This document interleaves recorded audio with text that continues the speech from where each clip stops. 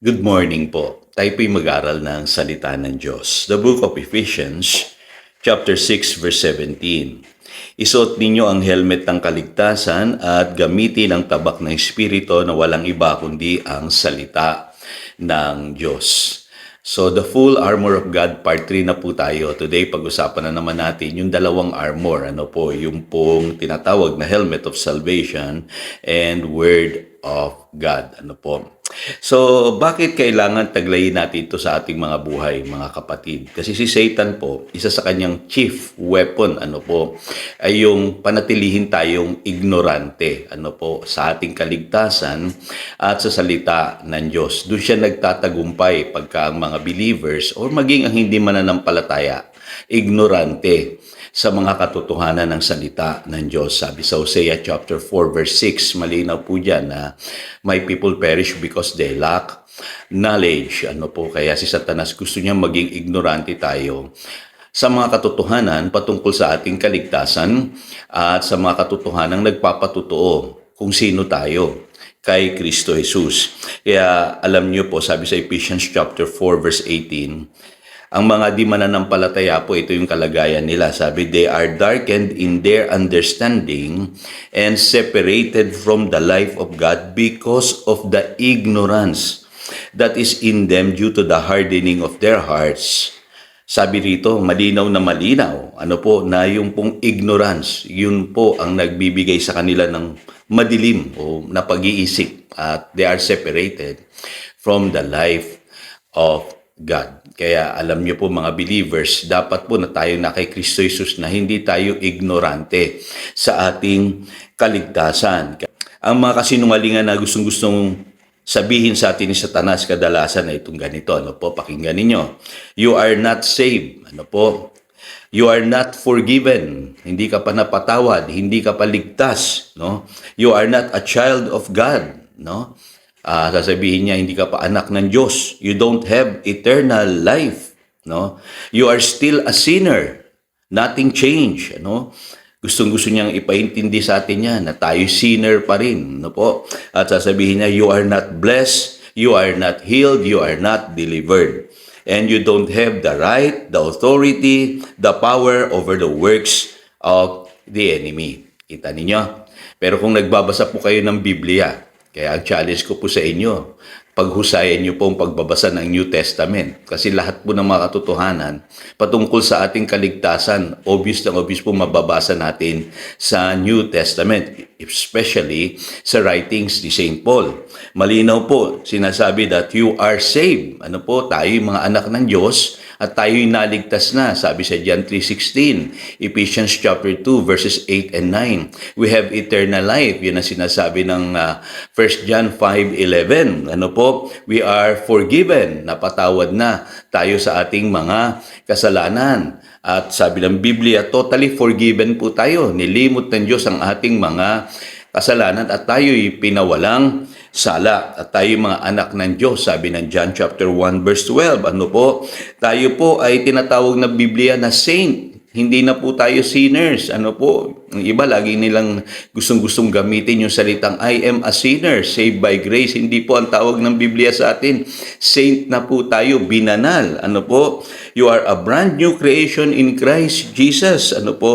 You are blessed. Malinaw po sinasabi ng Biblia. Ephesians 1:3.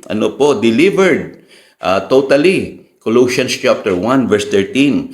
And healed. 1 Peter chapter 2 verse 24.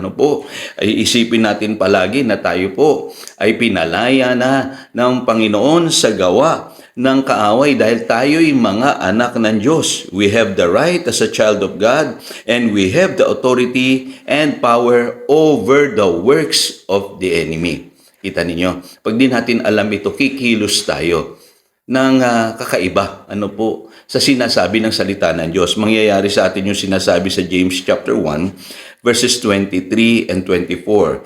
Anyone who listens to the word but does not do what it says is like a man who looks at his face in a mirror and after looking at himself goes away and immediately forgets what he looks like. Yun, maraming Kristiyano, ganun po. Dahil ignorante tayo sa salita ng Diyos o nakinig man tayo, nakalimutan natin yung mga katotohanan patungkol sa ating kaligtasan at doon po sa tinatawag ng mga patotoo ng salita ng Diyos. Ano po patungkol sa ginawa ni Kristo Jesus sa ating buhay? Ayun, makakalimutan natin kung ano yung mga katotohanan na yun at kikilos tayo na parang tayo ay unsaved, no? Parang unbelievers. Ano po, lagi tayong takot sa buhay, lagi tayong mahina, marupok, talunan. Ano po, kasi yun ang ating pinaniniwalaan. Alam niyo po isang bagay na mahalaga, ano po, tinatanggap lamang po natin mula sa Diyos yung bagay na ating pinaniniwalaan. Lagi niyo pong tatandaan yan.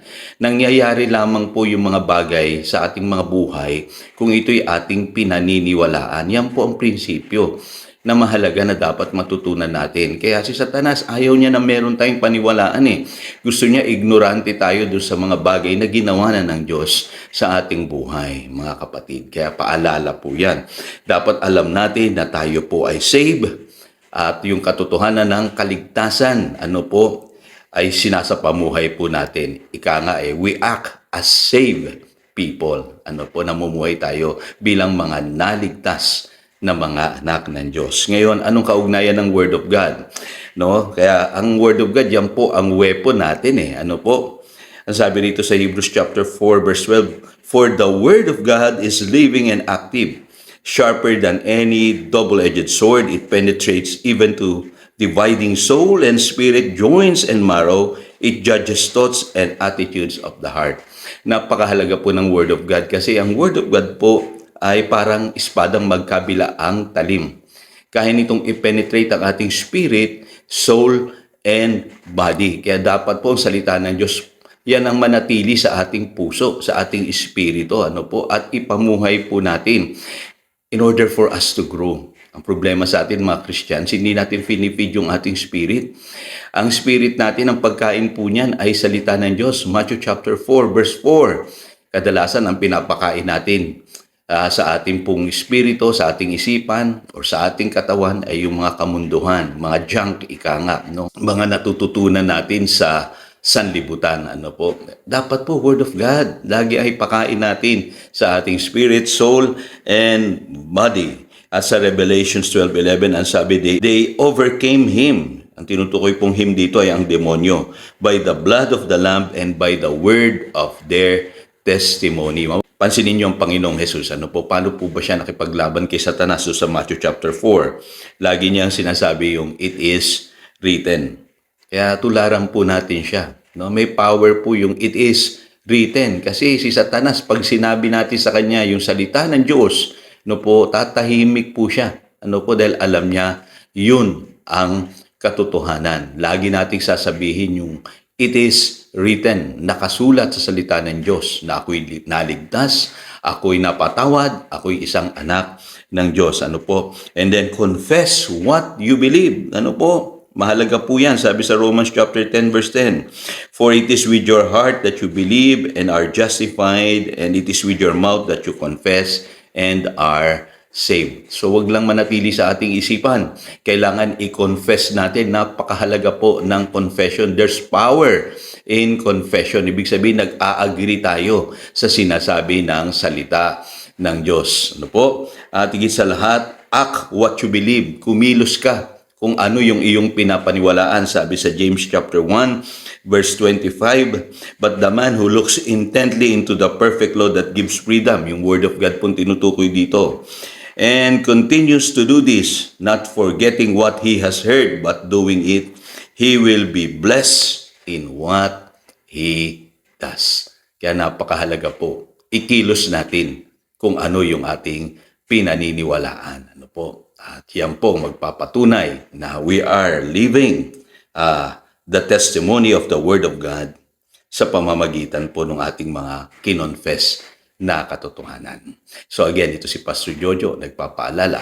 Pangdaluyan tayo ng pagpapala, manatili tayo sa kanyang salita. Good morning.